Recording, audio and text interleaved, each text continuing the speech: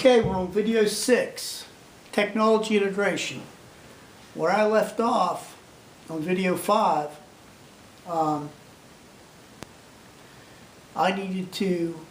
left off with routing all the mics into the Focusrite Pro 40 and how I bust them old school using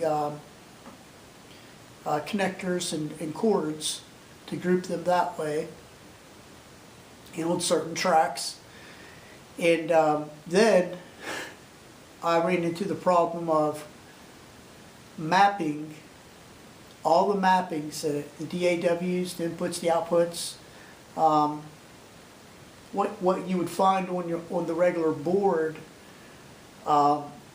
in patching is in the internal software. So I took a course on the Logic Pro X, and also I got me an iPad here and downloaded the Logic remote. So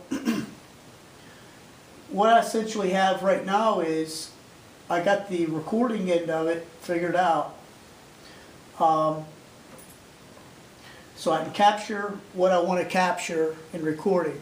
Now the only piece of the puzzle left is the Sapphire mixer on the laptop. That's the other application. That's the one that is directly connected to the Focusrite Pro 40. Those two go hand in hand. They plug into the Pro 40, and the Sapphire software is actually what manipulates the connections going through the Focusrite for input levels and for mapping channels to the Logic Pro X. So I'm on that now, but I got this figured out. And what I essentially have now is, if you recall in video 1, I had the, it's kind of funny, called it old school technology, that Roland CD 2400.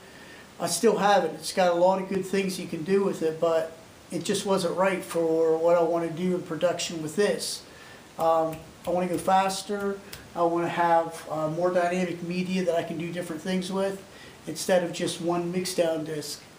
And so that being said, I sort of moved up in technology integration and with what's more modern, and I still am going to use the Roland synth, the V-synth, because it has a MIDI out chord, and the Focusrite Pro 40 has a MIDI in chord acceptor. So chord out and then plug into the Pro 40, and that's a channel in that can be run straight to, through the mapping of the DAW, etc., and the Sapphire software, mapping it to here. I can put that MIDI track on a track in here and play all the fonts that are on that synthesizer just as they are, and or use it as a remote MIDI sender to play instruments, additional fonts if you will, that are on here. So I can plug right into a channel and select it as a MIDI region and assign that MIDI region to the MIDI object in, which would be the piano without its fonts, just the piano keyboard. And then using that keyboard, it would fire, if you will, or trigger the fonts that are assigned to that instrument. So it's really cool that way as well. That bypasses the old analog way of running two stereo wires out of the synth for right and left and taking up two channels on the Pro 40. It just eliminates that and goes straight MIDI out, and it just goes full board. It has all of its own fonts and all the fonts on here Or alternatively,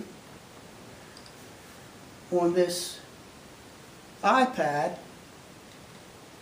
which is good in my situation, or if you're a percussionist or any musician and you're recording in the room using similar software, your software, of course, is going to be some configuration that very well may be away from where you're rehearsing at, like drums. I got drums everywhere. So it's kind of hard to have a laptop right there beside me goofing around with all that. I'd rather have it located with the other equipment and closer to connections, etc. So having this back behind the drums with me, sitting on a little table or something back, anywhere back there, or even on the cloth on the bass drum, I can operate the recording system, etc. right from here, stop, start, record. But I can also access all those fonts and the instruments. And I want to see if the camera's running, because I have had some technical difficulty and I don't want to do that. But anyways, this is a stand-up bass, and I'm just going to click off. Oh, you can't hear it. I can only hear it.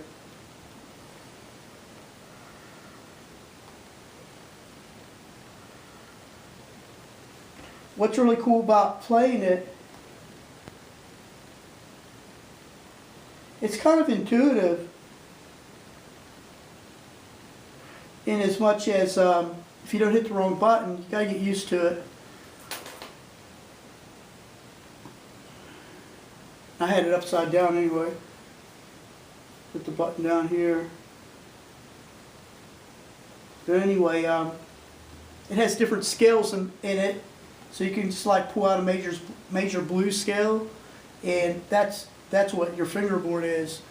And this is really intuitive.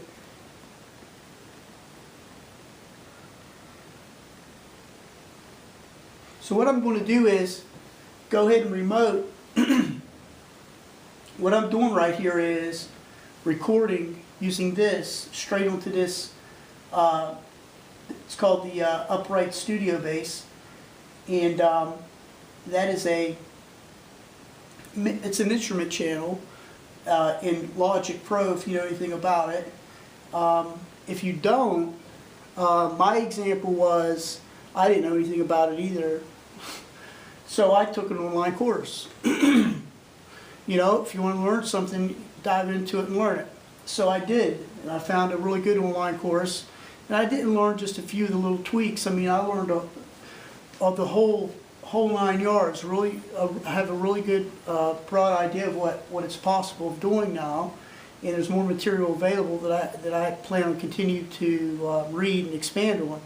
But in any case, is the camera still running? Yep. Awesome. But in any case, I got enough grasp on it now to where I can use it. So, like the first video when I was testing out the synthesizer, remember that hillbilly jump jazz song? What I was doing was I was just, as mentioned, goofing around 3 different tracks, making a bunch of silly stuff, and then I played drums to it, and I turned it into a song just for fun. But anyway, that also emphasized the idea of call and response in music and responding to sound, in contrast to responding to 1, 2, 3, 4, 2, 2, 3, 4, 3, 2, 3, 4. I mean, there's expectations involved, but it's more of experienced music, more jazzy and more loose. And so it's just, that was just an example of listening to just noise, like a car going down the road and hitting a pothole and adding a riff to it. And the car goes, wait for another one.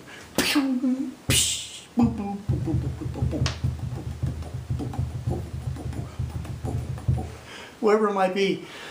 But anyway, you know, just call response to sound. And, well, you know, just a bunch of nonsense. I said it was stupid, but it had a purpose. I mean, you know, even when you do something stupid and you look back on it and figure something out good about it. So here we got this track here again. What I'm going to do is remotely turn that track on with this. Right here's a remote, and you'll notice the others are muted. That's where I have that Hill Little Junk Jazz is on those other two tracks. I'm just building on it, fooling around. I didn't even make a new file. I just threw a new track on there. So I'm going to start it. Bam. Start it. Stop it. Bam. Stop. Scrub through all the whole 9 yards. It's really cool. You have a lot of control over the whole interface here, and so you can move through, etc. and so on. Start, stop, record, whatever you want to do. Is if you're just an individual, you know, plug it in on the tracks like I am. You can also record a full band. It has however many tracks you want to make that you can facilitate inputs, and it can handle it. But that being said, you have to think about the system that you're using too. This is just a little laptop. It's only got, what, 12 gigabytes of RAM? So, you know, if you really start bumping things up, you'd have to think about beefing up the core support systems. But that, you know, but I'm covered. You know, I got eight tracks in, and I got the MIDI in, and that's good enough for now. So I'm going to go ahead and start this, and I'm goofing around with this bass, so I'll be able to time it here and put it into video. I'll output this as a WAV file, and I'll have to lay it in the video when I make it, but you'll be able to hear what I'm playing. And I'm just goofing around here. This is really intuitive, because the way your fingers climb up it,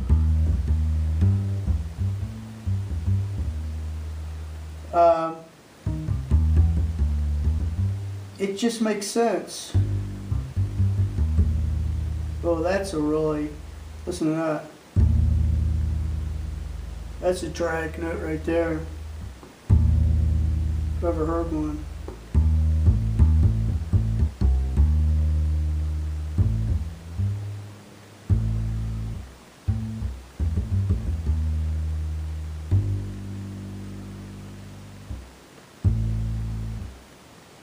Now you got to be careful with the heel of your hand, I do anyways, because I just hit the weather channel and I didn't mean to. So it's that iPad, it's got that slide down, and the heel of my hand, I got to be careful with it.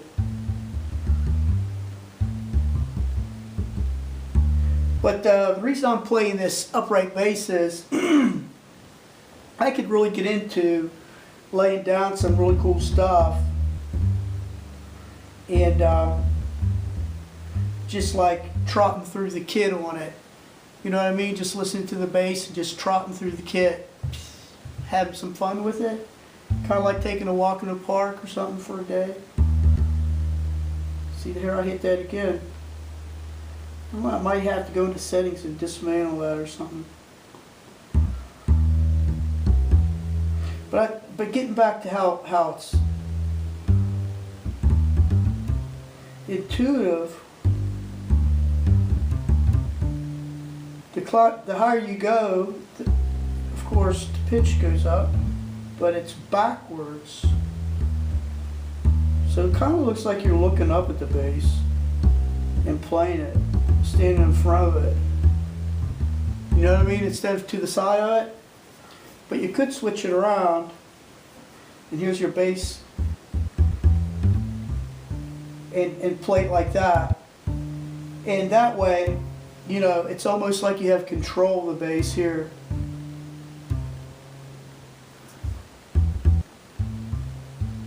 So you're not only plucking the note as you would on a regular bass. You would pluck it, and you would hold down the note up here with your left hand and pluck it to get the sound. But this, you pluck and hold at the same time. So it kind of like consolidates both of those needs into one action. This one up here and the plucking, it's all combined.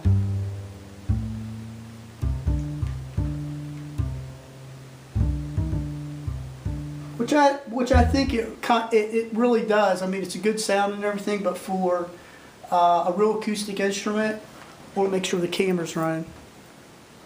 It is. But for a real acoustic instrument, you know, the resonance of it is really hard to duplicate. But that being said, if you're good with effects and what's provided in this software, I mean, if you really are good with effects, you can do a lot of different things with the sound to tweak out these MIDIs. These MIDIs are kind of like sounds that are pretty much, even though you hear them bending and whatnot, you know, and they sound smooth. Well, even that being said, they're still kind of like, if they were percussion, kind of like a machine gun coming at you. You know, that's kind of like the pulse that's coming out of it, even though there's some dynamic there. But you could, using effects, pull out more dynamics out of the sound, make it have deeper peaks and troughs and more waves in it, and give it some more dynamic texture that's difficult to capture playing it on an iPad, for example, or perhaps even on a keyboard, unless you know. No, for the bass and the MIDI, it's probably going to be about the same thing on the keyboard.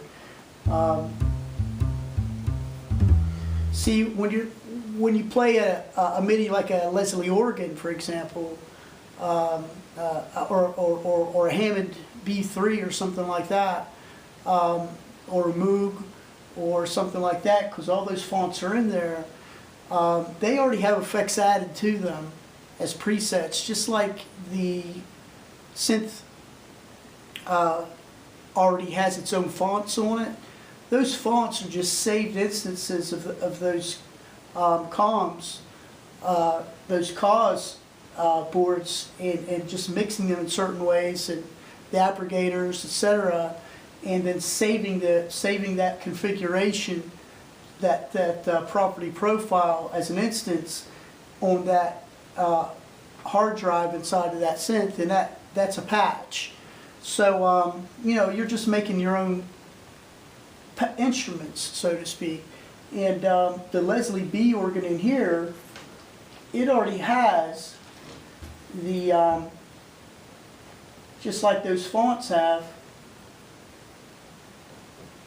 I gotta stop this. Just like the fonts have effects added to them through the synthesizer properties, these already have effects added to them as well to make the instruments in the MIDI profiles. But after the fact, you can add more wet effects to them as though they were true acoustic instruments. So what I'm saying is there's two different configurations. First, to configure the instrument itself and what it's going to sound like, and as an instrument, and use it as an instrument like that in concert with the other instruments. And then after the fact, mix those instruments together with additional, more global effects that temper the entire song and give it more texture. And so, you know, that's packed with all that. So playing a bass like this, I mean, you can get some cool stuff out of it, but then in the editing mode, using effects and smoothing stuff out and whatnot, you can really pull out some cool sound with it. So that's where we're at with technology integration. The next thing I need to do is, oh, this is 2 parts. It is. I need to check the tape, see if it's running. Oh, yeah. There's some other news I would like to add to the situation here is not only am I working on technology and putting together some lectures for you for the basic core balance, rhythm, time, melody. all in balance. Do you remember? Play from the ground up. I mean, that's as a method. I'm not saying play like that all the time. I'm not, you know, this is just a scope of methodology within percussion. And, you know, and it's gleaned from watching the methodology of John Henry Bonham. Now, I of course, put my own twist on it. You know, when I say, you know, what it is that I'm doing, you know, I'm teaching from a perspective of my own learning experiences based on what I learned from studying Bonham. So it's me learning how to play Bonham, essentially, or my experience that I went through and turning that into learning content for you as educational content. So what we got going on is drums, right? The first video had the tamas, those tamas, right? You're probably wondering, this guy's talking about John Bonham, he has tama drums? What's that all about? Actually, I got drums galore down there, and those tama drums are, they're actually about 1/3 of a Bill Ward replica kit. The mirror finish, it's a really nice kit, but I just plucked a few pieces of it and made that little jazz kit that was on video 1, and I've been playing it. But it has warm tones to it. It has, even though the shells are wood, I want to see if the camera's running. Cool. Even though the shells are wood, you know, it's that thicker material.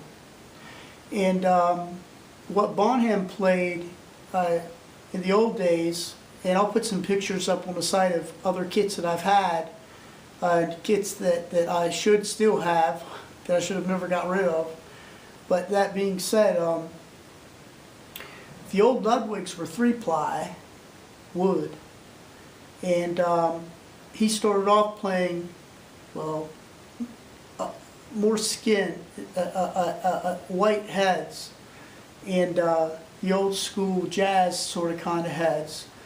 And that thin wood, with that little hole in the side of the drum, when you hit that skin, that wood resonates. It's real thin, you know, and it has a nice, warm, long ringing to it. Well, then they jumped up to 6-ply wood, and I think it's the sound of the music, and controlling all that sound, those 3-plies, you had to know how to play them. Otherwise, you'd find yourself trying to muffle them because they're very loud.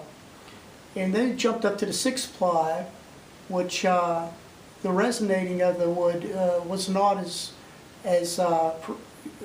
well.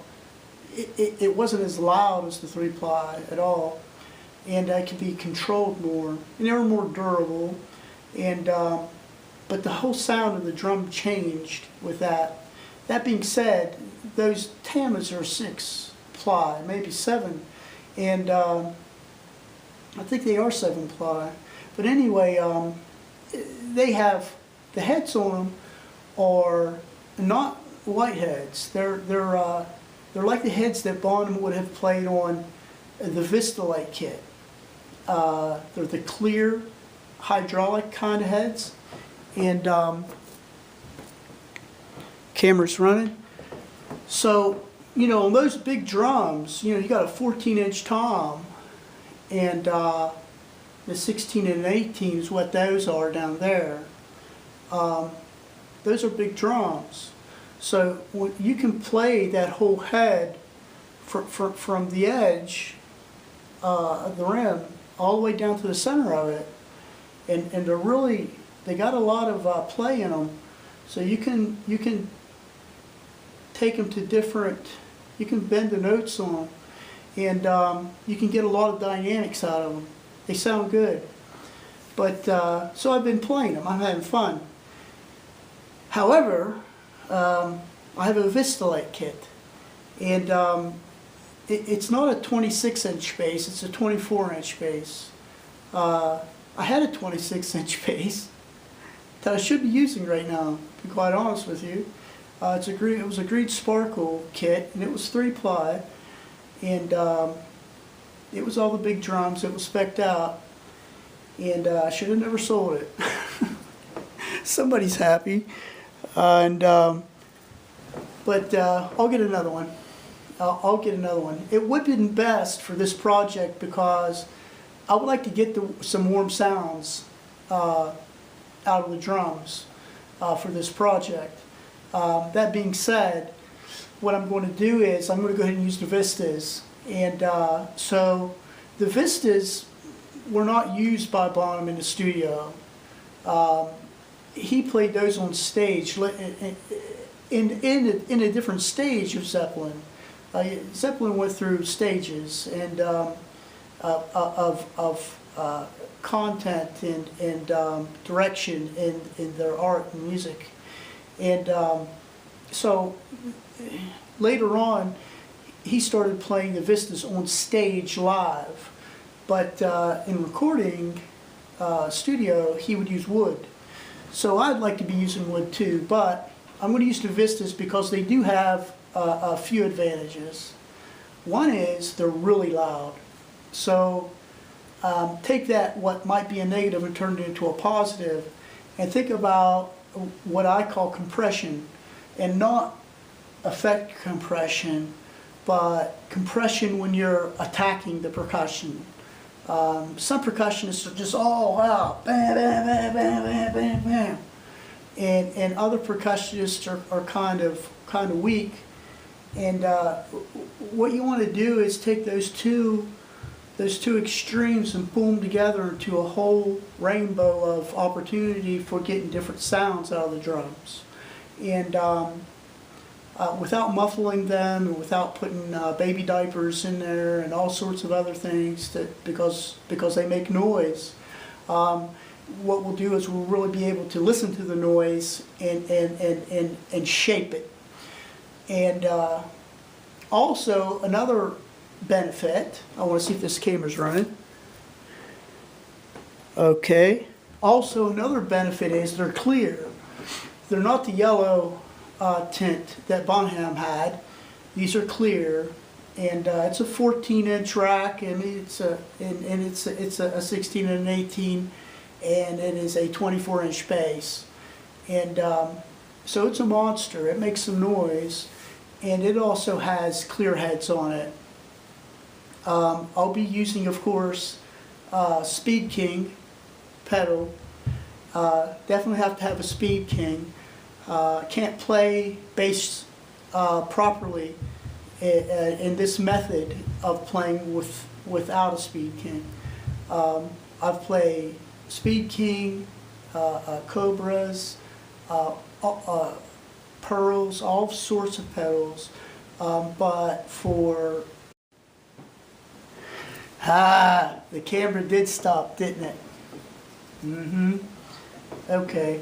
I'm not sure where I left off at, but so I'm just going to come in with, I would like to use the wood drums in this project that I had, which I will get another kit just like them, the 3-ply wood, which are really loud, warm sounding drums for studio recording.